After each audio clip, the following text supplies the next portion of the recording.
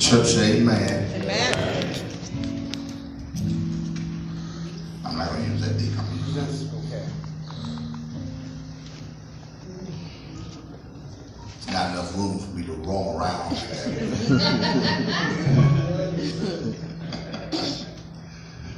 You're not, John. Ain't no room like that.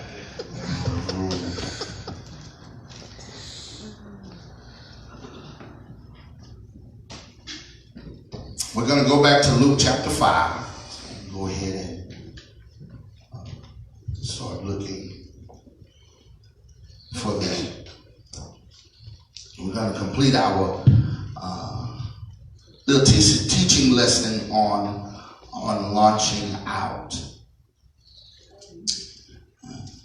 Because what God has for you and what God has for me is out there. Amen. Look at somebody and tell them it's out there. It's out there.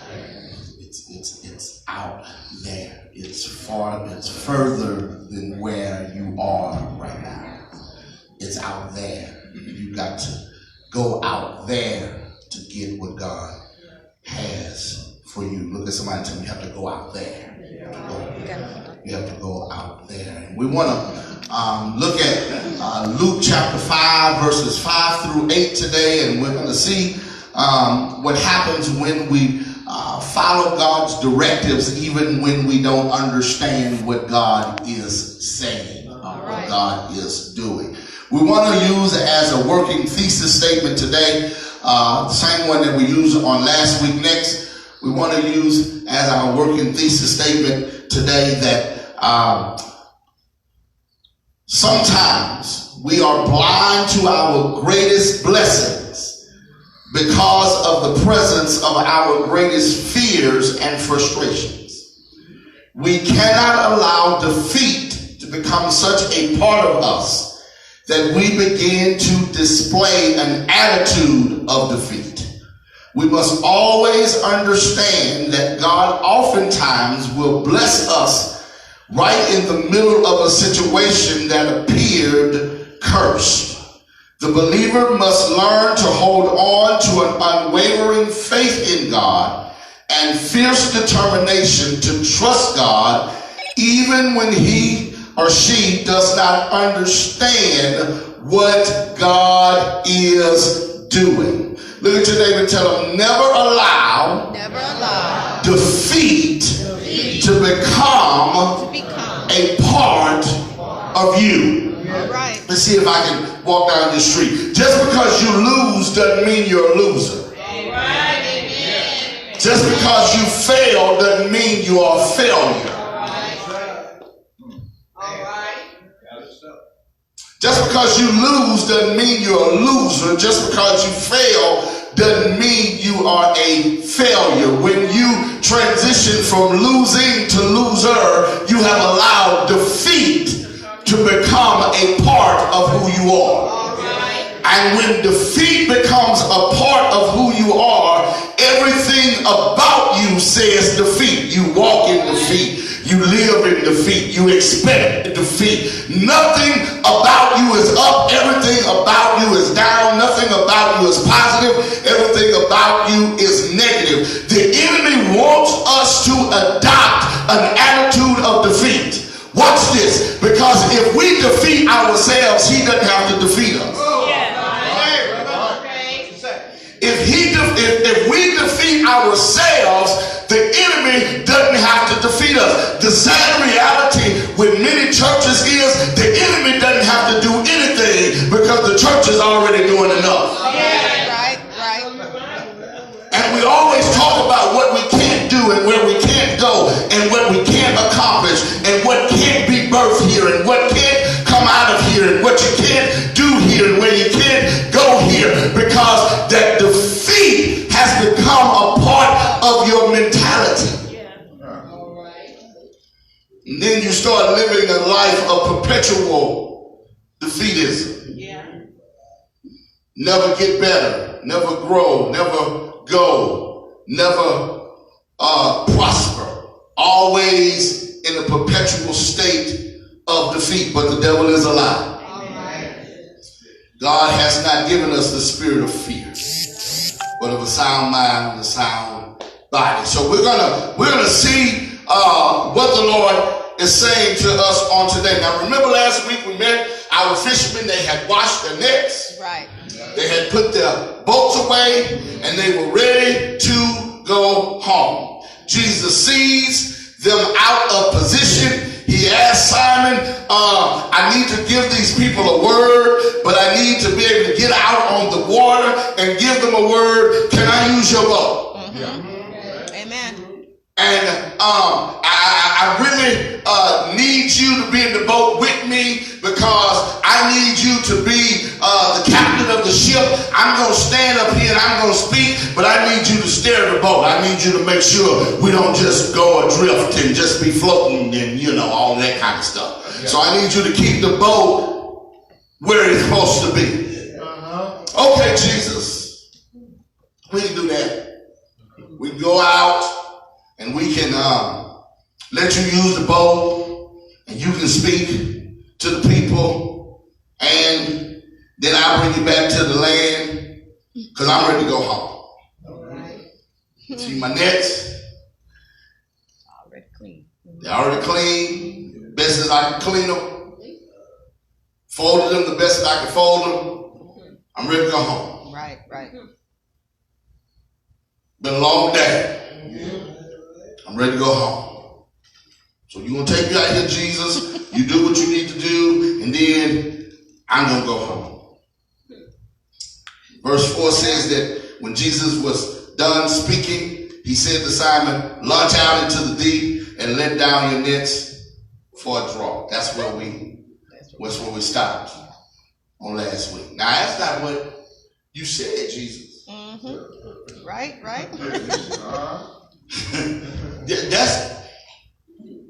Lord, that's not what you didn't say that in the beginning. You said you just wanted to use the boat. Right. To go out here and talk to the people. Right. You didn't say nothing about launching out into the deep.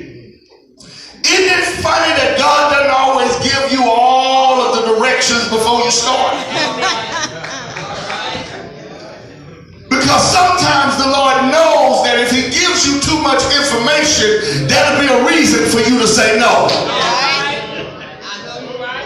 Anybody ever went on a trip and you was going down I-10 and you got to a certain part and it said, roll, close your head.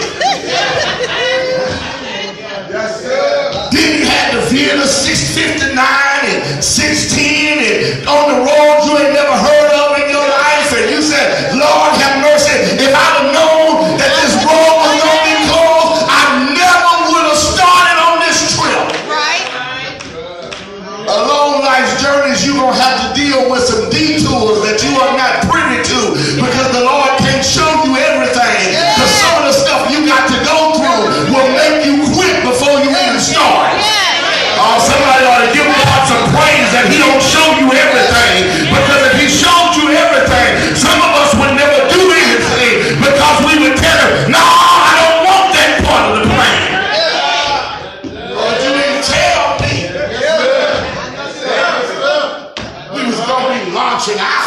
You messed my nets up. I just folded them doggone things.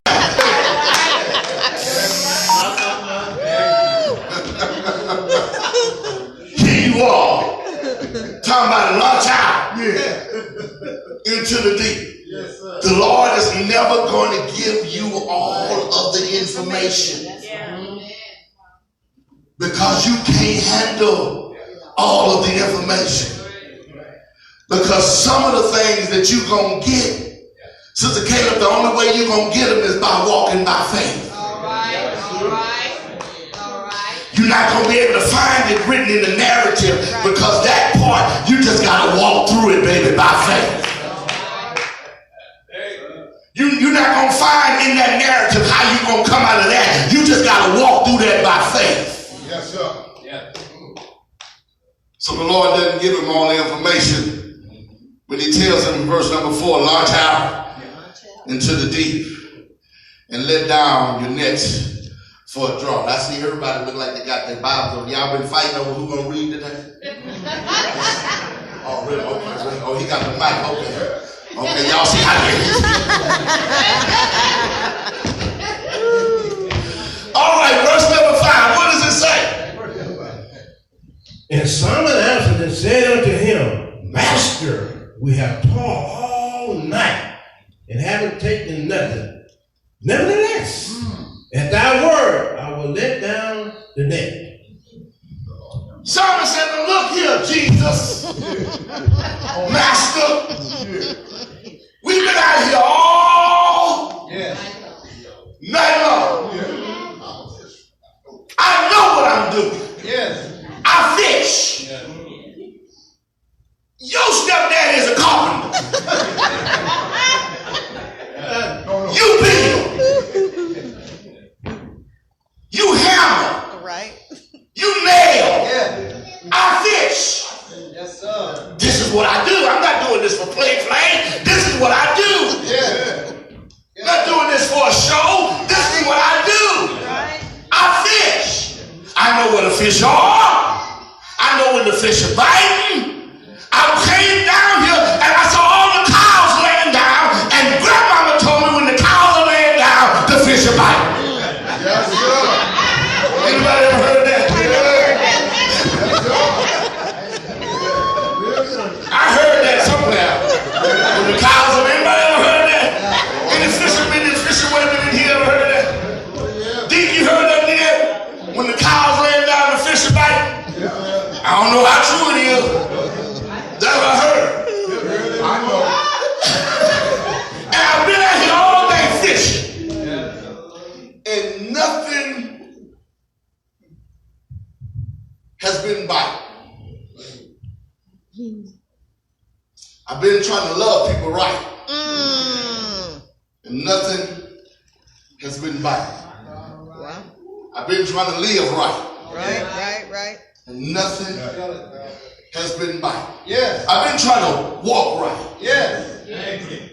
And nothing has been biting. I've been trying to give right. My attitude, I've been working on the attitude. I've been working on my attitude, that my attitude would get better with some folk who really get on my nerves. And nothing has been biting. Lord, all I want to do is leave that situation alone. I just want to go home so I won't bother nobody, and I don't want nobody bothered. Do I have any witnesses in here? I don't want to bother nobody, and I don't want nobody bothering me. I just want to go home. Watch this. Sometimes your development is found in your willingness to go back to the very same places that frustrated you the most.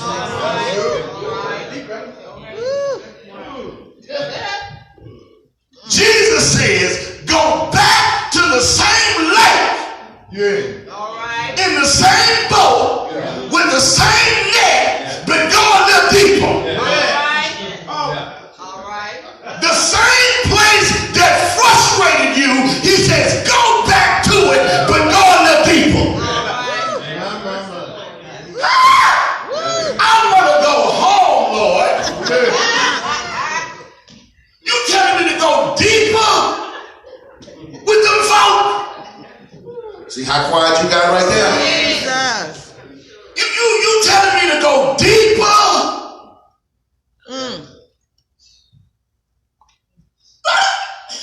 You telling me to deal with more of them?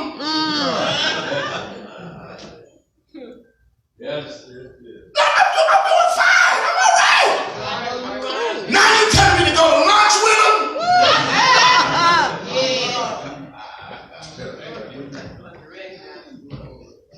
Watch out.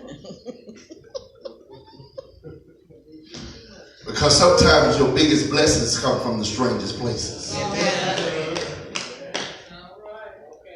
Jesus makes a radical request. Next, Simon gives him the right response. One more time, Taylor. One more time. I did it backwards, but that's all right. One more time. The right response. He gives him the right response because he says, Lord, I've been toiling all night. And I've taken nothing. But there's not a period there, there's a colon. Which means there's something coming after the colon. Nevertheless, at thy word, I will let down my net. Why? But you can't, because you have to learn to trust God even when you doubt yourself. Don't allow self-doubt to become God-doubt. And the reason why most of us, many of us, all of us doubt God is not really us doubting God, we're doubting ourselves. And we'll say, yes, God can do it, but God can't do it with me. Not me. Do you know me? You don't really know me. You know what I want you to know about me. But you don't really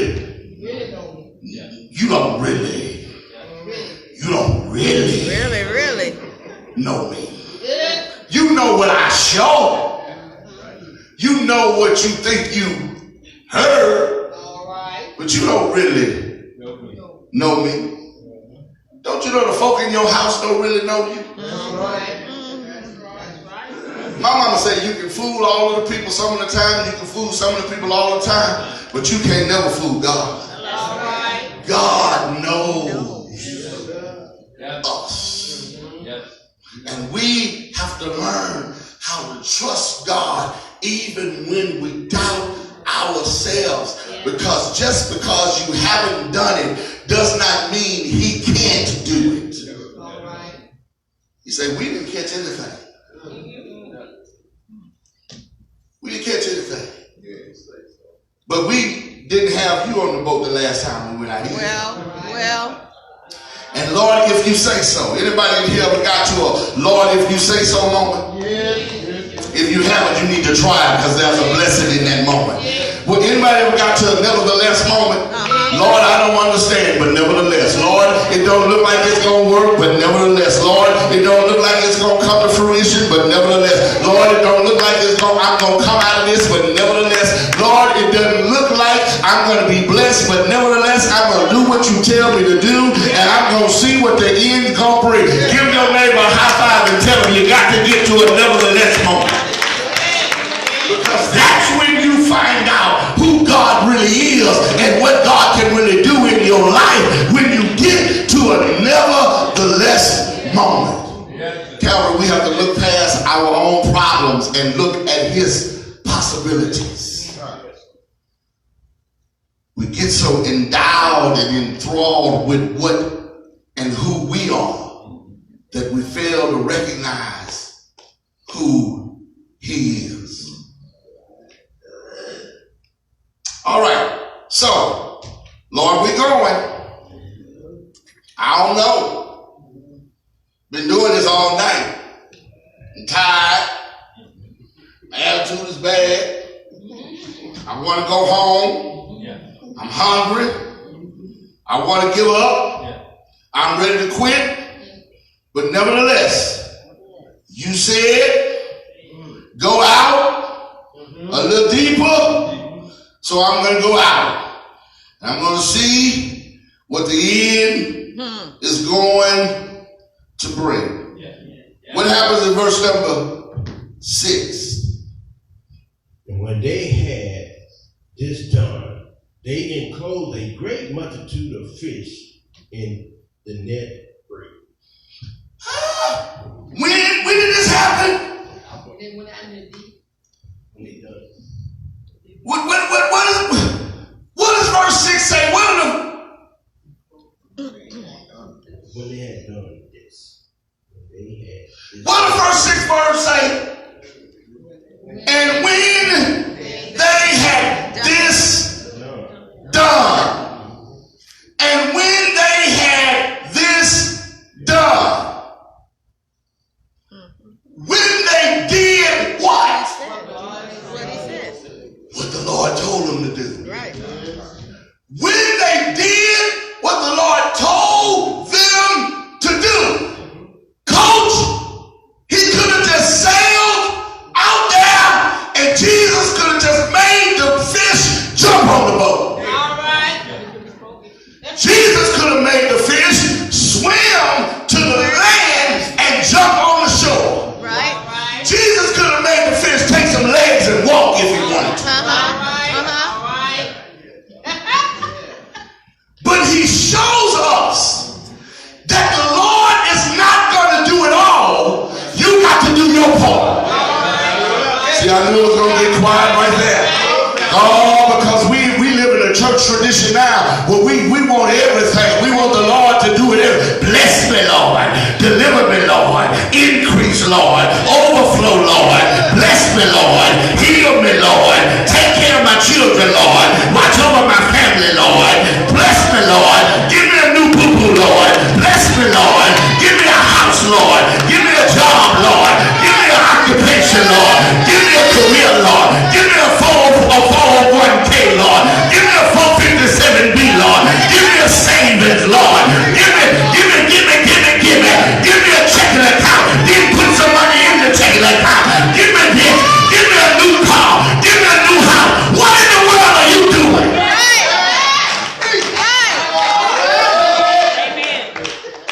Yes, sir.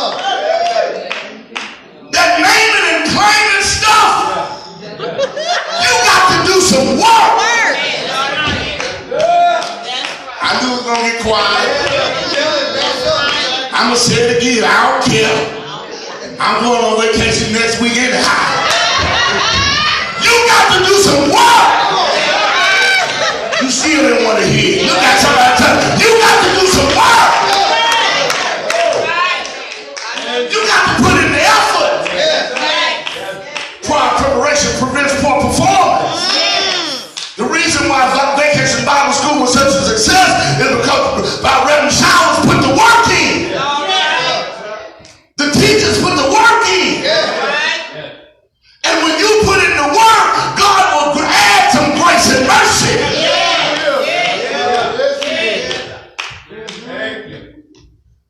I knew y'all were going to like me that way. Everybody just want Lord Jesus. Take care of me, Lord. You got to put in the work. Look at somebody and tell them you got to put in the work. Next, read verse 7 too, Reverend. Verse 7. And they beckoned unto their partners, which was in the other ship. And they came and filled both ships, so that they began to sink. Okay. So when they put in the work, they enclosed a great multitude of fish. And their nets begin to break. Next, don't doubt, do it. Don't doubt him, do it. How many of us have ever talked ourselves out of doing something that we know the Lord had called us to do? And we made every excuse why the Lord really didn't mean you. I know I'm involved in some stuff right now, and every time I turn around, it's something else, and I'm like, Jesus. You really meant me, and not the next person, because I don't want to deal with this. But it ain't about me. Don't doubt, do it. Next, the Lord is waiting for us to do what he says do, so that he can do what he promised he would do. He's waiting for us to do what he says do. Launch out. Let the nets down. So he can do what he promised he could do. Yes. Put more fish in there than the nets can bear, than the nets can hold. Now watch this. At the beginning of the story, there were two ships, two boats. Jesus tells Simon, let's get on your boat and go out. He never forgot about the other boat.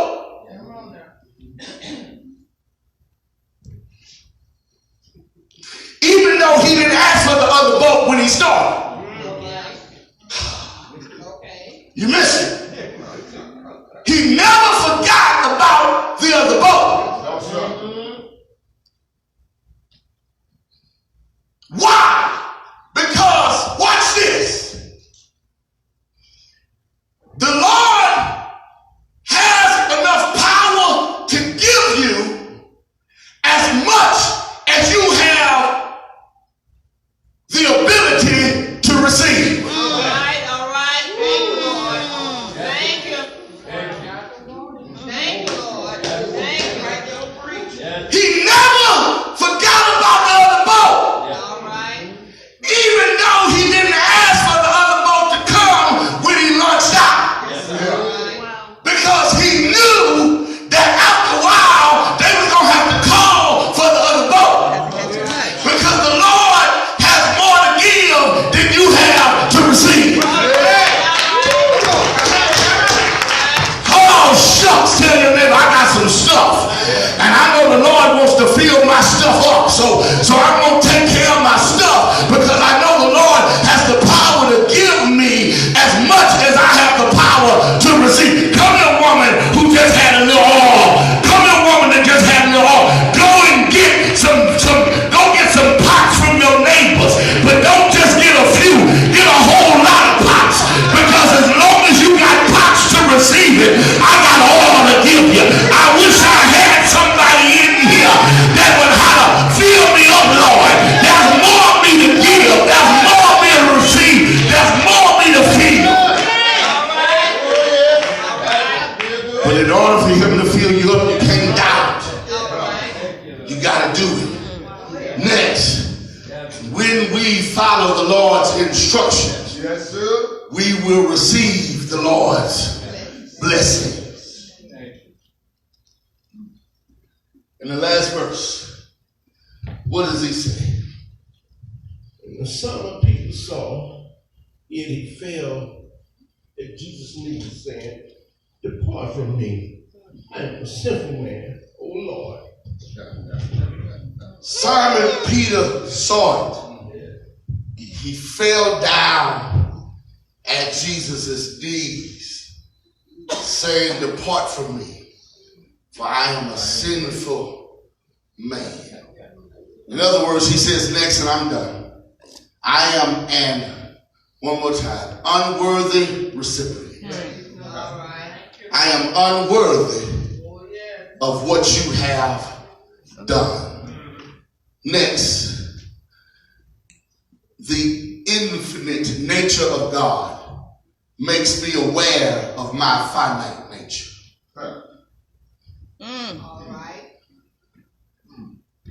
The bigness of God makes me aware of the smallness of me. The sufficiency of God makes me aware of the insufficiency of me. And this is what we should do when we receive the blessings of the Lord. Next, worship should be the result of receiving the blessings of the Lord. A thank you ought to come on your lips, and praise ought to be in your heart. Your hands ought to go up in the air. Your hands should come together and clap. Your legs should automatically stand up on your feet and just give God some praise when you realize that everything that I have because God has given it to me. And everything that I'm going to get because God is good, and God is good all the time. I wish I had somebody in here who knows that you are an unworthy not because of your education.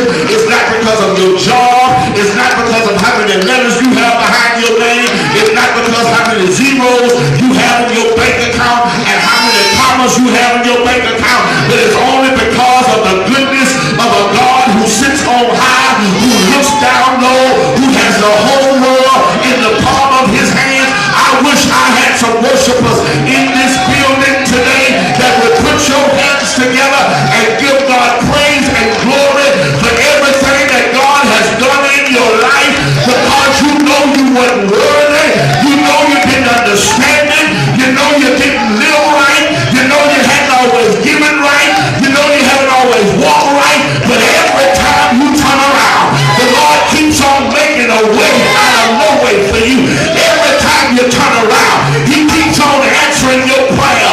Every time you turn around, he keeps on picking you up and bringing you out. I wish I had about 15 cousins in here that can just give God 10 seconds of praise for everything he's done in your life.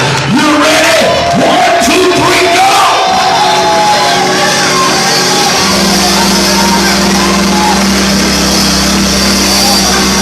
Tell somebody I'm getting ready to launch out.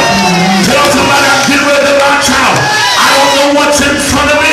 I don't know how deep the water's going to be. I don't know how dark the night is going to be. But I'm ready to launch out. But I got Jesus on my ship. And he told me to launch out. He told me things would get better. He told me I'd catch some more fish. It doesn't make sense. I don't know how he's going to do it. I don't know when he's going to do it. I don't know where he's going to do it. But I'm now feeling God's hand ready to open up the windows of heaven and pour me out a blessing that I won't have room enough to receive. Shout yeah!